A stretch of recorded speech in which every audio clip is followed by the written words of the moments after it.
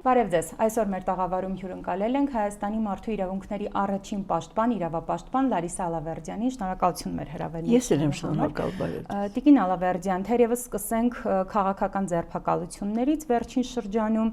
ստացվում է, որ 2018-ին այսպես կոչված իշխանափոխությունից հետո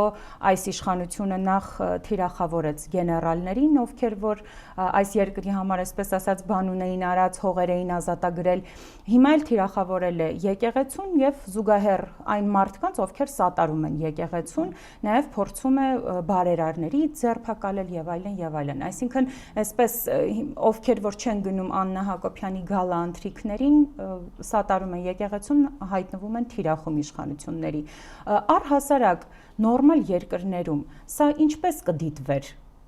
Շնորհակալություն այդ բանաձևի նորմալ երկրների համար, ցավոք սրտի այո, մենք այսօր այդպիսի երկրների ցուցակում չենք եւ դրա մասին ոչ թե գիտեն, այլ դա ծրագրված եւ դրան մեծ հասցրել են բավականին հզոր այսպես ասած բողտոր գլոբալիստական կենտրոններ, որոնց գործը շատ փոքրիկ էր։ Չկա պետություն, որտեղ չկան փողոցային հրետորաբանությամբ, մտապաշարը զրոյական, գիտելիքը ավելի ցածր եւ այլն, չկա այդպիսի երկիր, որ այդպիսիները չլինեն, որոնք կարողանում են միայն հաստատ խոսել, գրել եւ կարդալ։ Հիմա այդպիսի թիմը հավաքագրվել է այստեղ եւ Հայաստանի Հանրապետության խնդիրը ոչ թե նա է, որ ինչպես են դրանք այսօր գործում, այլ ինչպես են դրանք հայտնվել իշխանության մեջ, որովհետև եթե մենք վերցնենք, թե դուք ասում եք սկզբից գեներալիտետ, ոչ, սկզբից եկեղեցի։ Ես չեմ մոռանում 2018 թվականի հունիսին նոր հայրապետ առաջի, այո, հարձակումները փողոցային թիմերով, որոնք մտել են, ես խորշում եմ դրանց մասին խոսելու, այդ այսպես ասած խուլիգանական կեցվածքով եւ շարժու ձևերով մտել են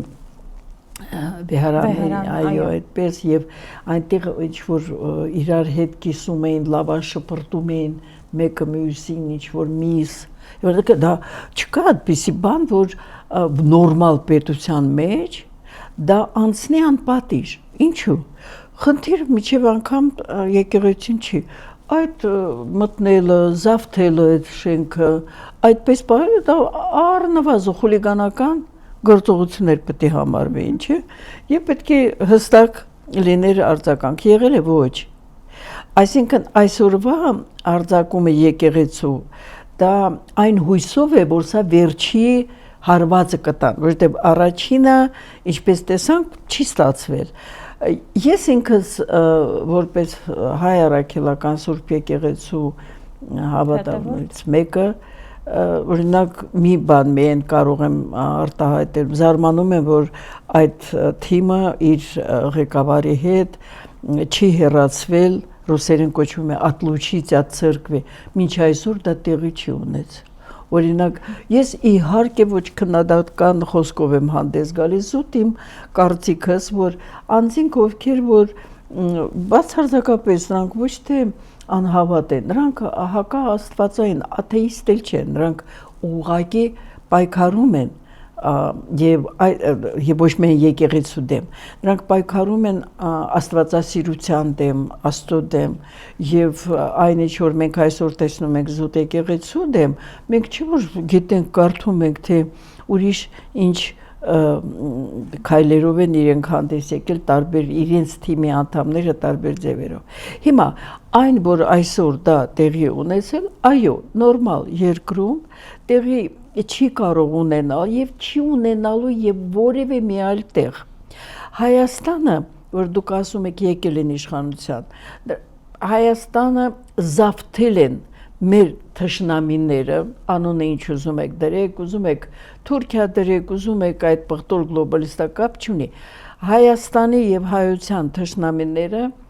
զավթել են Հայաստանը 18 թվականին։ Դա իշխանափոխություն չէր, դա զավթում էր։ Հայաստանը զավթված է ներսից եւ գործում է օրվա իշխանությունը ոչ թե պես իշահ հայերի, Հայաստանի կամ հայության այսպես ասած իրավունքների կամ շահերի, այլ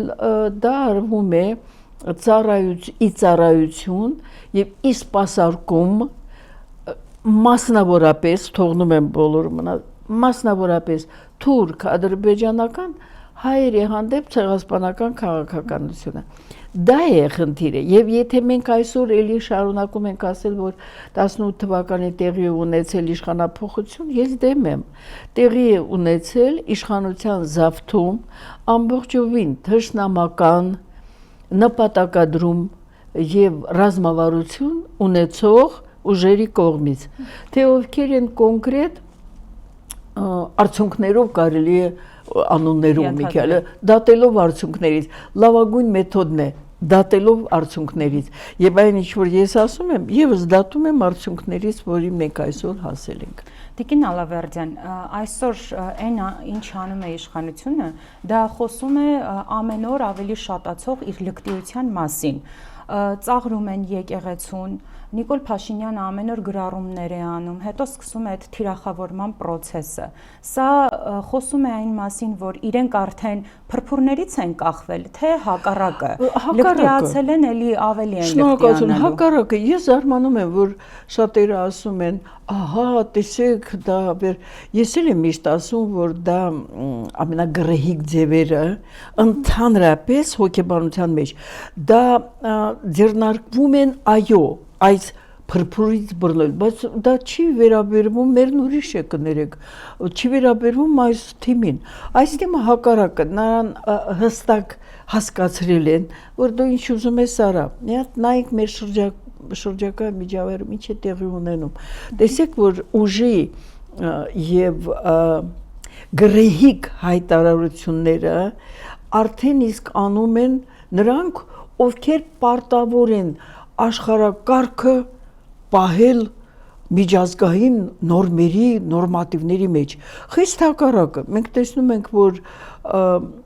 ամոթալի է, ես պետք է ասեմ, որ բոլոր պետություններում, որոնք այսօր այդպես խառնված են, մասնավորապես արևմտյան, ես եղել եմ, ու սիրում եմ ես արևմտյան այն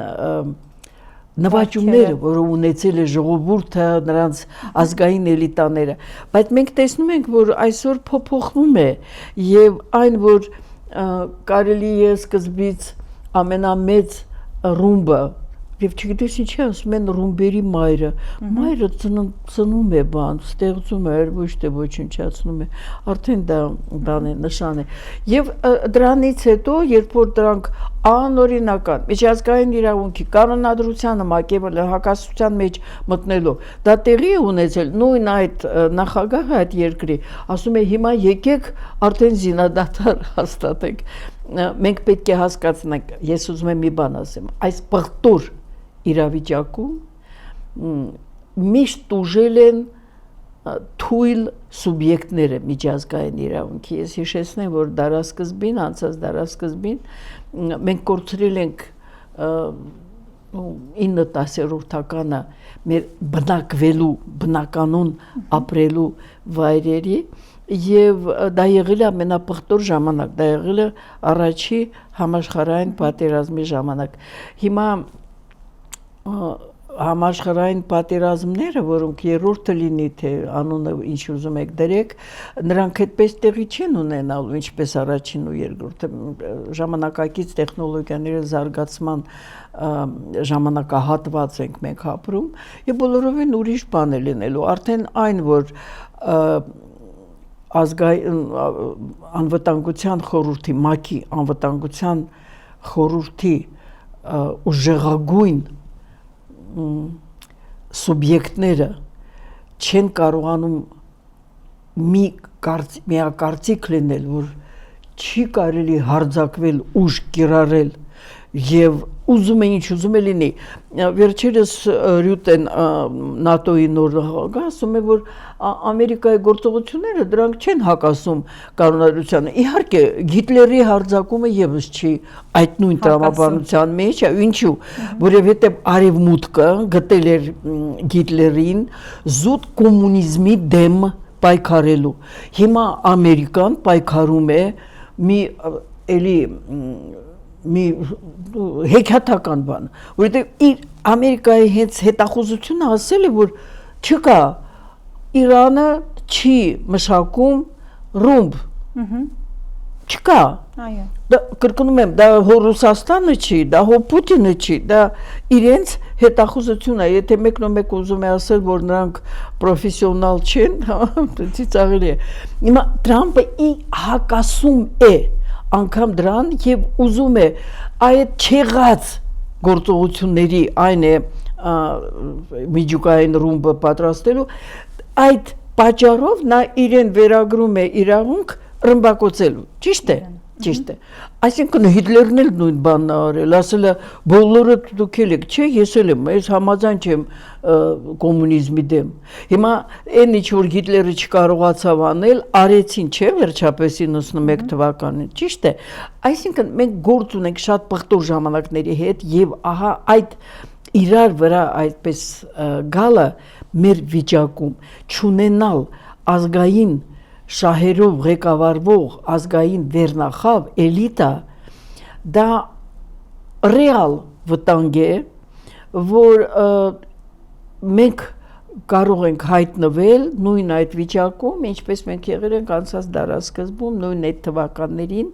20-ական երբ որ խոշոր այդ սուբյեկտները բաժան էին անում աշխարհը իրենց ազդեցության այսպես ասած տարածքների վրա այսօր եւս տեղի է դա ունենում ու մենք պետք է հստակեցնենք որ երբ որ չես ունենում ազգային վերնախավ դրա դերակատարությունը պետք է իրեն վրա վերցնի այն իրական վերնախավը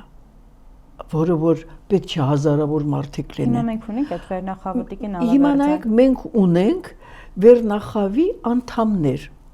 որոնք չեն դառնում միասնական վերնախավ։ Այո, մեր խնդիրը մեր մեջ է։ Եվ այն ինչ որ անում է Նիկոլ Փաշինյանը, ես մեկ զարմանում եմ զարմանալու վրա։ Նա անում է այն ինչի համար իրեն բերել են, ինչի մասին ինքը իղձում էր իր թերթում։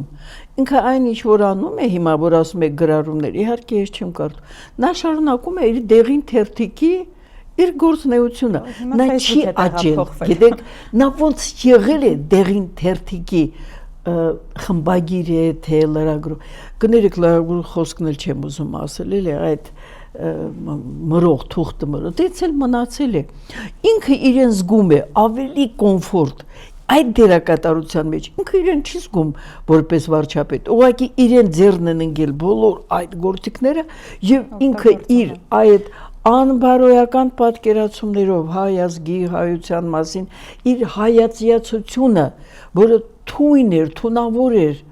ուղղակի բոլորը դել կարդացել եք ես ամենակիչը երևի հիմա նա իրականացնում է դա հողի վրա ինչպես ասում են այն ինչ որ իր պատկերացումներն են եղել նա իրականացնում է Տիկին Ալավերդյան իրավական տեսանկյունից եթե նայենք այս ձերբակալությունների հետ կապված Նիկոլ Փաշինյանը մի քանի տարի առաջ ասում էր որ այդպիսի դատավոր կա որ իմ խոսքը չլսի վերջին օրերին էլ ԱԱԾ տնօրենի հետ կապված արդեն նախկին տնօրենի հետ կապված ասեց որ ինքը ոնց կարող է իմ ասածը չլսել իրավական առումով նա պրիմիտիվ է կներեք էլի դա գրեհիկ անձնավորություն է նայեք բայց սա կարելի է ինքնախոստովանություն հիմա նայեք սա ինքնա նայեք դա որը իրավական պատասխանատվություն ունենա դա հանցագործություն է նայեք իր արածները սկսած ամենապարզը թեկուզ եկեղեցուց հետո սահմանադրական դատարանի դեմ արշավը որը ինքն էր հրահրել ինքն է ղեկավարել ինքն է հիացել ինքն է շարունակել դարձնելով Հայաստանի Հանրապետության սահմանադրական դատարանը համարվում էր ամենակայացածներից այդ աշխարհում սահմանադրական բոլոր իր թերություններով հանդերձ հիմա նա դարձրել է դա այսպես ասած խրտվիլակների թող ինձներ են բոլոր այն դատավորները որոնց ես ճանաչում եմ որոնց ես անձնապես հարգում եմ եւ այլն բայց դատարանը այսօր գոյություն չունի ինչպես Հայաստանի Հանրապետության սահմանադրական դատարան նա սպասարկում է կրկնում եմ գրեհիկ անգրագետ եւ անբարոյական մի թիմի ղեկավար են։ Թիմը ինքն է այդպեսին է, ղեկավարը գլուխ գործոց է այդ բոլոր հարցերում։ Նշանակում է այն ինչ անում է դա հակա օրինական է, կարելի է բերել շատ հոդվածներ քրեական օրենսգրքից, ես միայն մեկն եմ միշտ հիշեցնում, որ ուղղակի ավելի հեշտ լինի մարդկանց համար նայելը։ Դա քրեական Հայաստանի Հանրապետության քրեական օրենսգրքի 28-րդ գլուխը, որը կոչվում է Սահմանադրական կարգի եւ պետական անվտանգության դեմ հանցագործություններ։ Մի քանի հոդվածներ են այնտեղ, դրանից հետո եւս կան այլ հոդվածներ, բայց թող նայեն միայն այդ 28-րդ գլուխը։ Այն ինչ որ անում է քաղաքացի Փաշինյան Նիկոլը հանցագործություն է Հայաստանի Հանրապետության սահմանադրական կարգի եւ պետական անվտանգության դեմ։ Պատասխանատվությունը, որը որ պետք է լինի, նա փաստորեն ինչ արել է 7 տարիների ընթացքում, ահա հաստատություն առ հաստատություն, այն պետականաստեղծ այդ հաստատությունները բոլորը դարձրել է իր համար ուղղակի իր անձի եւ էլի եմ ասում, եթե գոնե գրագետ լիներ, գոնե գրեհիկ չլիներ, գոնե ինչ որ ձևեր պես ավելի քաղաքակիրթ ձևեր օգտագործել, ոչ, նա դա էլ չի բարեհաճում անել, ասում է դրա այդ էլա ձեզ շատ, հենց այսպես եմ անում, խախտում է Եվրոպական այսպես կոչված կոնվենցիայի 5-րդ, 6-րդ հոդվածները ամբողջովին, դա իրավական, իսկ դա գերակա է, չէ, իրական, որ պետք է ասում են միջազգային պայմանագրերը գերակա են, հիմա խախտված է, ոտի տակ տրված է ուղղակի դա,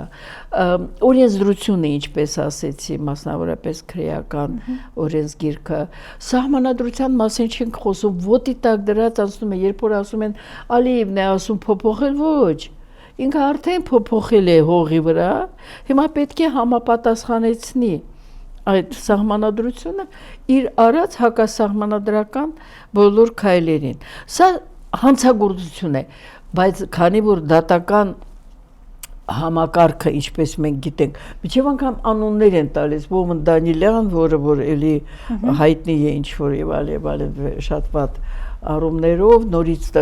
գրվել է իրեն շատ արագ, ինչ ուսումնասիրել, ինչ բան։ Չգիտեք ինչ է ինչ պետք է ընդունեք։ Այն ինչ որ ասում է, ահա այդ ըշտե առաջնորդ աշխատող ոհմակային բնազդներով արդեն իսկ իրեն դրսևորած լինի ուժայինները, լինի падգամավորները, ուրիշ ինչպես կարելի է պատկերացնել, որ ամենահակասահմանադրական խոսքերը, չեմ ուզում ասել ինչ, հետագայում կրկնում են մնացածները, դա ոհմակային դրսևորում է, որովհետև այդտեղ չի աշխատում տրամաբանությունը անձնապես այդ մարդկանց մոտ։ Տիկին Ալավերդյան, իսկ այդ ոհմակային տրամաբանությանը դեմ պայքարը ինչպես է լինում, էլի նույն ձև պետք է լինի հակազդեցությունը, թե այնուամենայնիվ մենք դեռ պետք է քաղաքակիրթ տարբերակով։ Տարիներ շարունակ ասում են, այ ինչպես ինքը մեթոդներ օգտագործել է, մենք էլ պետք է անենք, սիրելիներս ինքը այդ մեթոդներով չի եկել, դա պատրանք է, դա իրոք, ես դա համարում եմ հանցավոր պայմանավորվածություն, անուններ չտամ, ուժեր չտամ, ուժերի անուններ կամ կուսակցությունների, բայց դա այն թույլ կուսակցականությամբ միայն տարապող, այլ ոչ թե պետականության համար մտածող, այլ կուսակցականությունը իրենց համար ավելի բարձր դասող ուժերի շնորհիվ է, այսինքն հնարավոր չէ, որ օրինակ Ալիևը հաղթել է պատերազմ, դա ինչ մի ծիծաղելի բան եք ասում, Ալիևը ոչ էլ Ադրբեջանը կյանքում ոչ մի բան չի հաղթել, այն ինչ որ տեղի է ունեցել, դա Հայաստանի Հանրապետության ղեկավարության հանցավոր պայմանավորվածության, շատերը ասում են անգործության, ոչ, շատ ակտիվ հակապետական եւ հակաազգային գործունեություն է, ոչ թե հաղթանակ է, այլ ահա այդ տրվելու այդ ամենին կամքն է, շատ ուժեղ կամքն է օրվա իշխանության։ Մի խոսացեք նրա մասին, որ իրանք կամազուրկ են, ոչ, չարությունը ոչ պակաս ունի ուժ եւ չարը գործելու պատրաստ անձինք պակաս այսպես ասած կամք չեն դրսևորում իրենց չար գործը անելու մեջ։ Տիկին Ալավերդյան, այսպես ամփոփելով, ստացվում է, որ այսօրվա իշխանությունը սպասարկում է թուրք-ադրբեջանական շահերը, ընդդիմությունը, ժողովուրդը, որը դուրս չի գալիս պայքարի, իրենք էլ սպասարկում են Նիկոլ Փաշինյանի շահերը, ով այդ սրբապիղծ հայատյաց գործողությունները իրականացնում է։ Բա ինչ պետք է անենք, ով պետք է անի, սկզբից ժողովուրդը պետք է սկսի, թե ձեր ասած այդ էլիտաները, որոնք չկան, պետք է էլի այդ անդամները հավաքվեն, ի վերջո ստեղծվի այդ էլիտան, որոնք ժողովրդին, այսպես ասած, դուրս կհանեն, պայքարի կհանեն։ Շնորհակալություն։ Ժողովուրդը գիտեք շատ լավ աշխատել են, վարժեցրել են այդ գլխին տալով անընդհատ սկսած թեկուզ 20 թվականի այդ գործողությունները, այդ պայմանավորված հանձնումը Արցախի որպես առաջի քայլ եւ բոլորը ովքեր որ վերլուծել են, հասկացել են, որ դա ընդհանրապես դա վերջը չի, այլ դա մի մասն է։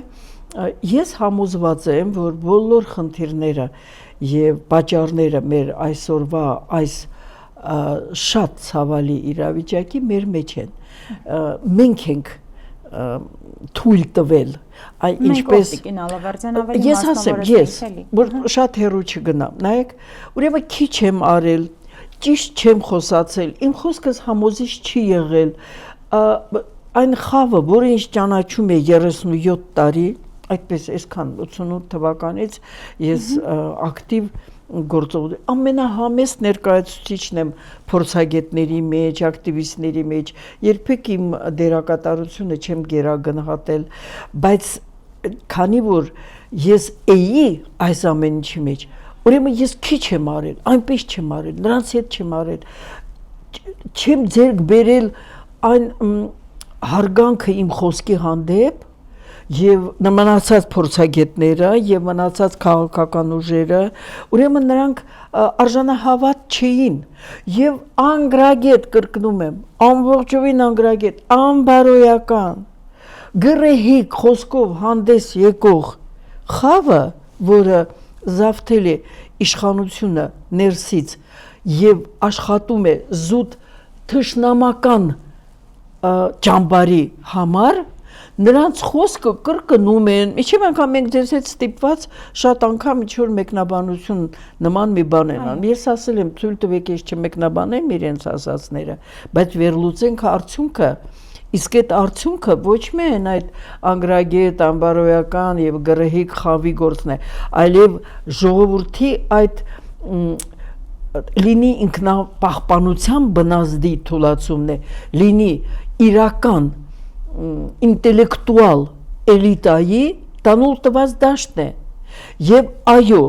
գիտեք ոնց է ասում են ինչ է լինելու միշտ ասում եմ ինչին մենք ազգային արժանի ենք նա էլ լինելու է իսկ ազգային լինել չլինելու համար ի վերջո առաջի պատասխանատվությունը կրում է այն խավը որը կայացել է ժողովրդի շնորհիվ որը կրթություն է ստացել ժողովրդի շնորհիվ, որը բարձրացել է ինչ-ինչ աստիճանների եւ գիտական կամ այլ, դա բոլորը պարտավորություն է ժողովրդի առջև։ Այո, ժողովուրդը այսօր այս իշխանության կողմից տանում են դերձորի ճանապարհով կամ ավելի մոտիկ ժամանակների բերձորի ճանապարհով։ Այո, դա բոլորը կարծում եմ գիտեն։ Ինչ պատրանք է, ինչով ես ցավակցում եմ բոլոր նրանց համար, ովքեր խիզախություն չունեն առերեսվելու այդ դաժան իրողության հետ։ Այո, ես կարծում եմ, մենք ունենք այդ ուժը, որը միասնական չէ, եւ ես չեմ խոսում 3 միլիոն ժողովրդի միասնության մասին, ես խոսում եմ մի քանի 100 մարդկանց մասին, որոնք այսօր պետք է ոչ թե շարունակեն, ես կարդում եմ որոշ բաներ, պես ոգևորված, ասեն որ մի կուսակցությունն է ավելի ճիշտ։ Դա կներեք արդեն ժամանակակից այս իրավիճակի համար ոչ համարժեք կեցվածք է։ Դրա համար ես էլի մնում եմ այն կարծիքի, որ մենք ունենք այդ ներուժը, որը չի միավորվում եւ դրա համար պետք չի կոչանել հարյուրավոր մարդիկ կամ 100,000-ավոր կներեք մարդիկ միավորվեն։ Սա մի քանի մաքսիմում մի 200-300 մարդկանց միավորվելու խնդիր է, այդպես անլուծելի խնդիր չի։ Ու ես համոզված եմ, որ դա կլինի։ Շնորհակալ եմ զրույցի համար։ Ես էլ եմ շնորհակալ։ Հիշեցնեմ, որ մեր տաղավարում զրուցում էինք Հայաստանի մարդու իրավունքների առաջին պաշտպան, իրավապաշտպան Լարիսա Ալավերդյանի հետ։ Ցտեսություն։